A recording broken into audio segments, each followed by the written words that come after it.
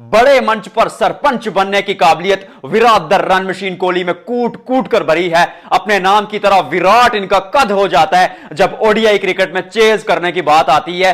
पूरी कहानी आपको बताऊंगा कि इस खिलाड़ी की कैलकुलेशन असल में खास क्यों है। मैं तो कहता हूं किसी कैलकुलेटर से कैलकुलेशन करा लीजिए रन चेज में, चैट जीपीटी से कह दीजिए, कंप्यूटर से कह दीजिए। इस खिलाड़ी का दिमाग कुछ अलग तरह से चलता है क्योंकि 84 रन बनाए, 56 सिंगल लिए थे, सिर्फ 5 चौके। पाकिस्तान के खिलाफ 100 बनाया था, 7 चौके। लेकिन वो जो कैलकुलेशन माइंड में चल रही होती है, क्यों इस खिलाड़ी को ओडीआई का one of the greatest player कहा जाता है, क्यों ये खिलाड़ी हर दूसरे दिन हेडलाइन बनाता है, ये सारी कहानी के बारे में बात करेंगे। क्योंकि विराट नाम है, काम इस खिलाड़ी का विराट है।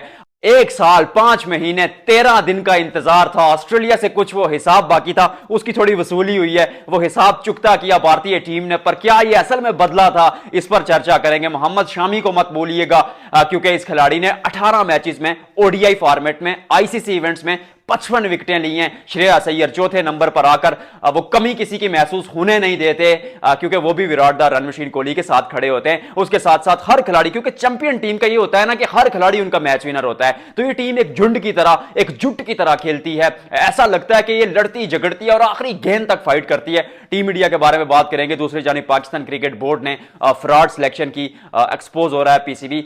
टू बी ऑनेस्ट दुख होता है। हम क्रिकेट को देखते हैं, चाहे वो भारत क्रिकेट हो, पाकिस्तान की क्रिकेट हो या किसी भी एरिया की क्रिकेट हो, हम हमेशा सपोर्ट करते हैं, देखते हैं, पॉजिटिव पॉइंट्स निकालते हैं। पर पाकिस्तान क्रिकेट ये चीज ऐसी है कि पॉजिटिव पॉइंट्स पर बात करने का मौका ही नहीं देता। हमेशा ऐसी सिलेक्शन, वो सिलेक्शन का जो चीरफाड़ करूंगा, वो मतलब ये सिलेक्शन कैसे हुई, क्यों हुई, किस बिना पर हुई, कौन से खिलाड़ी इन हुए, क्यों हुए, कौन से खिलाड़ी ड्रॉप हुए, क्यों हुए, ये सीट एडजस्टमेंट हुई एक्चुअली में, उस पर भी बात करेंगे। लेकिन सबसे पहले इंडिया वर्सेस ऑस्ट्रेलिया इस मुकाबले पे बात करना जरूरी है।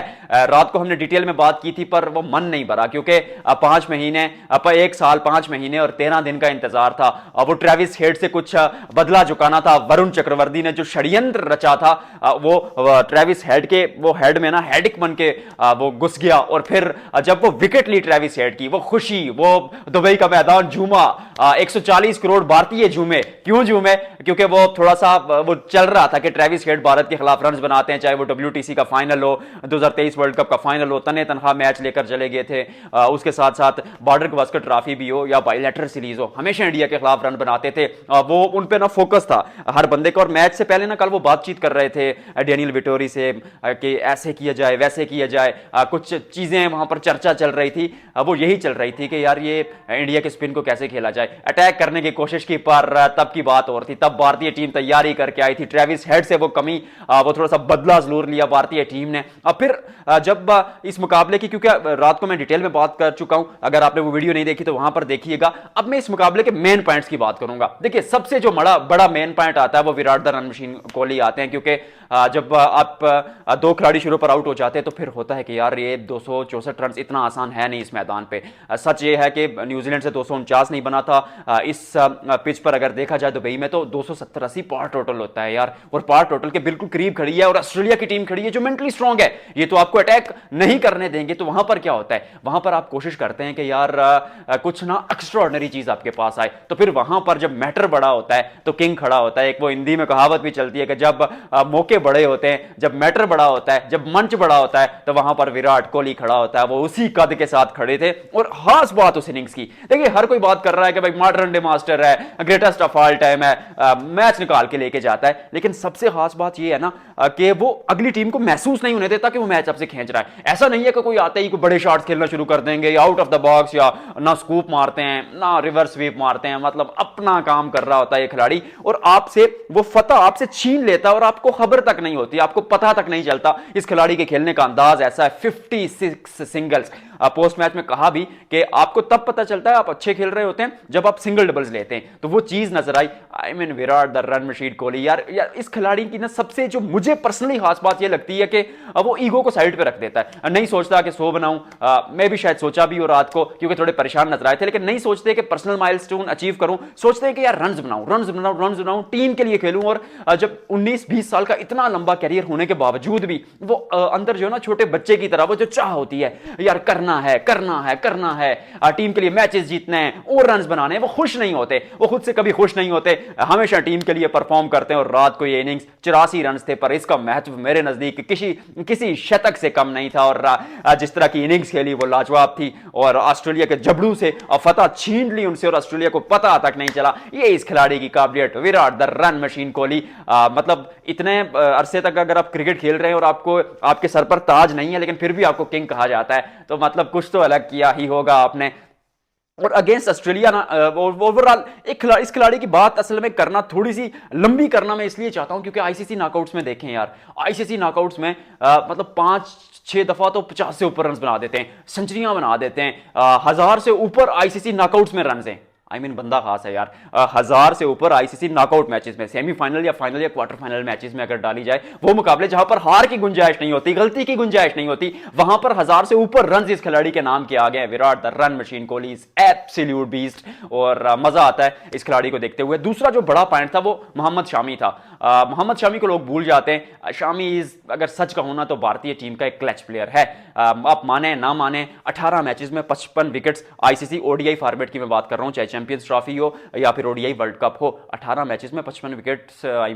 जरा सोचिए तो सही कि आप इतनी ज्यादा कंसिस्टेंसी के साथ गेंदबाजी कर रहे हैं कि आपकी 3 या 4 के आसपास हर मैच में विकेट्स की एवरेज बनती है। और ओडीआई फॉर्मेट में वो भी इतना आसान नहीं होता क्योंकि सामने वाली टीम शायद उतना अटैक नहीं करती। टी20 में भी आप 2-3 विकेटें हर मैच में ले जाते हैं, बट इतना आसान तो है नहीं ना ओडीआई क्रिकेट में। और मोहम्मद शामी जैसा गेंदबाज जो नए गेंद के साथ भी डालता है, बीच में आकर रिवर्स भी करता है, फिर डेथ ओवर्स में भी गेंदबाजी करता है, तो फिर Mohammed Shami is a big thumbs up, is a vital X factor I think. क्योंकि टीम इंडिया के बारे में अगर बात की जाए तो हमेशा जब जब जरूरत पड़ी है मोहम्मद शामी ने परफॉर्म किया। तीसरा जो बड़ा टर्निंग पॉइंट था या मेन पॉइंट था मेरे लिए, वो श्रेयस अय्यर थे। मैं जानता हूं स्पिनर्स ने अच्छी गेंदबाजी की, मैं जानता हूं वरुण चक्रवर्ती ने आउट किया, मैं जानता हूं कि तमाम स्पिनर्स अच्छी गेंदबाजी कर रहे हैं थ्रू द टूर्नामेंट, लेकिन क्या कहते हैं, श्रेयस अय्यर के वो 45 रन विराट कोहली के साथ, क्योंकि 2 विकेटें गिर चुकी थी, प्रेशर था और सामने विराट कोहली खड़े थे, तो आपको उनके साथ एक ऐसा खिलाड़ी चाहिए था जो रना बॉल खेले, जो स्ट्राइक रोटेट करे। तो श्रेयस अय्यर वहां पर आते हैं, शूज फिल कर देते हैं और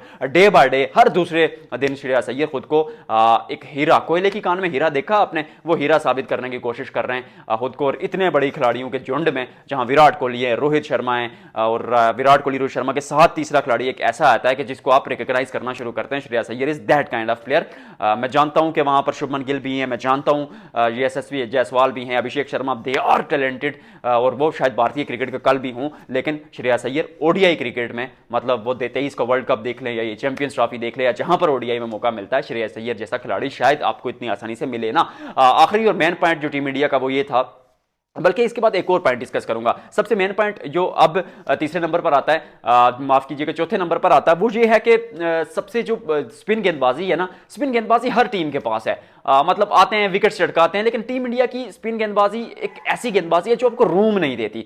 मतलब आप बल्लेबाज खेल रहे हैं ना, उसको हाथ खोलने का मौका नहीं मिलता, विकेट टू विकेट रखते हैं, ज्यादा फ्लाइट नहीं देते और ललचाते नहीं है। बाकी टीमें क्या करती हैं, स्पिनर्स आते हैं, ललचाते हैं, थोड़ी फ्लाइट देते हैं कि यार बड़ा शॉट खेले, हवा में खेले, आउट हो जाए, लेकिन भारतीय टीम ऐसा नहीं करती। वरुण चक्रवर्ती ने भले ही कल इसी तरह फंसाया ट्रेविस हेड को, पर वो डिफरेंट प्लेन था। ओवरऑल टीम इंडिया के जो स्पिनर्स है, चाहे जड्डू हूं, अक्षर पटेल हूं, कुलदीप यादव, भले ही कल विकेट नहीं ले पाए, लेकिन जिस तरह की वो गेंदबाजी कर रहे हैं, दैट इज एब्सोल्यूट बेस्ट। और चारों स्पिनर्स मिलके ना, वो एक यूं ऐसे 4 के साथ मुट्ठी बन सकती है। 5वां स्पिनर मतलब 5वां भी खिला दे तो फर्क पड़ेगा नहीं, वो ऐसे मुट्ठी बनाकर ना मोहम्मद शामी चले कर लेते हैं एक्स फैक्टर, तो वो मुट्ठी बनाकर टीम इंडिया गेंदबाजी में आती है। और वो इस टूर्नामेंट में टीम इंडिया की मेरे नजदीक ताकत है। हमेशा बल्लेबाजी की बात आती है, Virat the run machine Kohli है वहां पर हिटमैन, लेकिन क्या कहूं, इस बार जो मेरे नजदीक जो ताकत है वो इनकी गेंदबाजी है। फिर एक आखिरी जो मैं पॉइंट में डिस्कस करना चाहता हूं वो ये है कि हार्दिक पांड्या, यार Hardik Pandya is a different kind of player.